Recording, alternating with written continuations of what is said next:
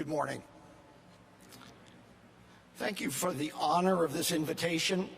The experience, I assure you, is intimidating, but the place is very familiar to me. While not my home church, the National Cathedral is my spiritual home. I remember being seated right back there for George W. Bush's speech on September 14th, 2001, when the eyes of the world were on this place. When I was released from the hospital after my heart attack in 2005, the first thing I did was come here for noon Eucharist. At one period of my life, I spent so much time in the Resurrection Chapel and so much money in the bookstore that it was often asked if I should get the employee discount. Just so you know, I didn't take advantage, usually. For much of my life, I have considered myself an evangelical Episcopalian. Some view this as an oxymoron, two words that don't seem to go together, like jumbo shrimp, or Mormon distillery, or Presbyterian laughter. But there are a few of us, and I am so thankful the dean reached out to me. This morning I have been given the job of lecturing people on their faults in a tone of preachy superiority. That may make some speakers uncomfortable, but please realize I am already doing that twice a week in the Washington Post column. Preachy superiority is evidently my spiritual gift. Let me start today by telling you one thing I'm not going to talk about: our sitting president. Some people think I have become obsessed with him and are fed up with it. My wife gets the brunt of it. At home, she has started imposing a $20 fine every time I mention the word Trump. And she is well on the way to buying her Range Rover. When your dean and I were conspiring on when I might speak, I think he mentioned February 3rd as a possibility. A sermon by me on that date would have been considerably less interesting, because I was at that point hospitalized for depression. Or maybe it would have been more interesting, though less coherent.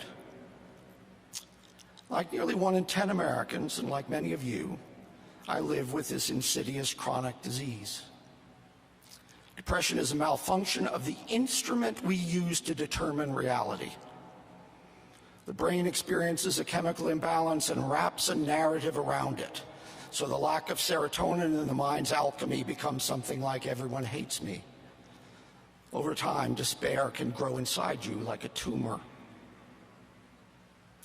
I would encourage anyone with this malady to keep a journal. At the bottom of my recent depression, I did a plus and minus, a pro and con of me, of being myself. The minus side included the most frightful cliches. You are a burden to your friends. You have no future. No one would miss you. The scary thing is that these things felt completely true when I wrote them. At that moment, realism seems to require hopelessness. But then you reach the breaking point and do not break. With patience and medicine, the fog in your brain begins to thin. If you are lucky, as I was, you encounter doctors and nurses who know parts of your mind better than you do. There are friends who run into the burning building of your life to rescue you, and acquaintances who become friends. You meet other patients from entirely different backgrounds who share your symptoms, creating a community of the wounded. And you learn of the valor they show every night in lonely rooms. Over time, you begin to see hints and glimmers of a larger world outside the prison of your sadness. The conscious mind takes hold of some shred of beauty or love, and then more shreds, until you begin to think maybe, just maybe, there is something better on the far side of despair. I have no doubt that I will eventually repeat the cycle of depression. But now I have some self-knowledge that can't be taken away. I know that, in my right mind, I choose hope.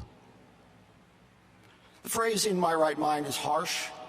No one would use it in a clinical setting, but it fits me exactly In my right mind, when I am rested and fed and medicated and caffeinated, I know that I was living within a dismal lie. In my right mind, I know that I have friends who will not forsake me. In my right mind, I know that chemistry need not be destiny. In my right mind, I know that weeping may endure for the night, but joy cometh in the morning. This may have direct relevance to some here today, but I also think this medical condition works as a metaphor for the human condition. All of us, whatever our natural serotonin level, looks around us and sees plenty of reasons for doubt and anger and sadness. A child dies, a woman is abused, a schoolyard becomes a killing field, a typhoon sweeps away the innocent. If we knew or felt the whole of human suffering, we would drown in despair. By all objective evidence, we are arrogant animals headed for the extinction that is the way of all things. We imagine that we are like gods and still drop dead like flies on the windowsill. The answer to the temptation of nihilism is not an argument, though philosophy can clear away a lot of intellectual foolishness.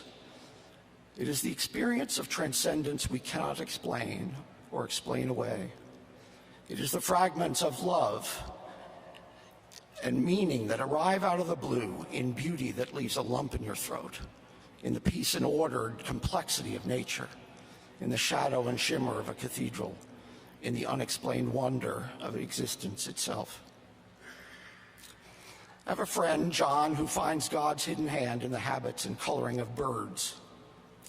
My friend Catherine, when her first child was born, discovered what she calls a love much greater than evolution requires. I like that phrase, a love much greater than evolution requires. My own experience is tied to this place. Let me turn to an earlier, happier part of my journals from May 2nd, 2002. It has probably been a month, I wrote, since some prompting of God led me to a more disciplined Christian life. One afternoon, I was at the Cathedral, the place I feel most secure in the world. I saw the beautiful sculpture in the bishop's garden, the prodigal son melting into his father's arms, and the inscription, how he fell on his neck and kissed him.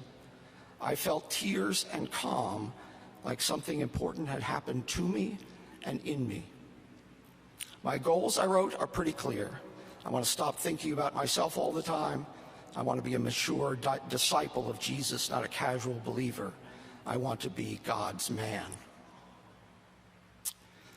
I have failed at these goals in a disturbing variety of ways, and I have more doubts than I did on that day. These kind of experiences may result from inspiration or indigestion. Your brain may be playing tricks, or maybe you are feeling the beating heart of the universe. Faith, thankfully, does not preclude doubt. It consists of staking your life on the rumor of grace. This experience of pulling back the curtain of materiality and briefly seeing the landscape of a broader world comes in many forms. It can be religious and non-religious, Christian and non-Christian. We sometimes search for a hidden door when the city has 100 open gates. But there is this difference for a Christian believer. At the end of all our striving and longing, we find not a force, but a face. All language about God is metaphorical, but the metaphor became flesh and dwelt among us. Becoming alert to this reality has been called enlightenment, or the work of the Holy Ghost, or conversion. There is really no formula. Historically, there was Paul's blinding light on the road to Damascus. There was Augustine, instructed by the voice of a child to take up and read. There was Pascal, who sewed into the lining of his jacket, quote, "Since about 10:30 in the evening until midnight, fire, certitude, feeling, joy, peace." There was St. Teresa of Avila, encountering the suffering Christ with an outpouring of tears. There was John Wesley's heart becoming strangely warmed. Here is how G.K. Chesterton described this experience in a poem called "The Convert." The sages have 100 maps to give that trace their crawling cosmos like a tree. They rattle reason out through many a sieve that stores the sand and lets the gold go free. And all these things are less than dust to me, because my name is Lazarus, and I live. It's impossible for anyone but saints to live always on that kind of mountaintop. I suspect there are people here today, and I include myself, who are stalked by sadness, or stalked by cancer, or stalked by anger. We are afraid of the mortality that is knit into our bones. We experience unearned suffering, or give unreturned love, or cry useless tears. And eventually many of us grow weary of ourselves, tired of our own sour company. At some point, willed cheerfulness fails. If we skim along the surface of our lives, afraid of what lies in the depths below. It is a way to cope, but no way to live.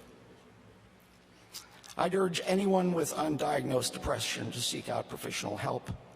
There's no way to will yourself out of this disease any more than you could will yourself out of tuberculosis. There are, however, other forms of comfort. Those who hold to the wild hope of a living God can say certain things. In our right minds, as our most sane and solid selves, we know that the appearance of a universe ruled by cruel chaos is a lie, and that the cold void is actually a sheltering sky. In our minds, we know that life is not a force, but a pilgrimage, or maybe a farce and a pilgrimage, depending on the day. In our right minds, we know that hope can grow within us like a seed, like a child. In our right minds, we know that transcendence sparks and crackles around us in a blinding light and a child's voice and a fire and tears and a warmed heart and a sculpture just down the hill if we open ourselves to seeing it. Fate may do what it wants, but this much is settled. In our right minds, we know that love is at the heart of all things. Many understandably pray for a strength they do not possess, but God's promise is somewhat different. That even when strength fails, there is perseverance. And even when perseverance fails, there is hope. And even when hope fails, there is love. And love never fails. So how do we know this? How can anyone be so confident? Because we are Lazarus, and we live.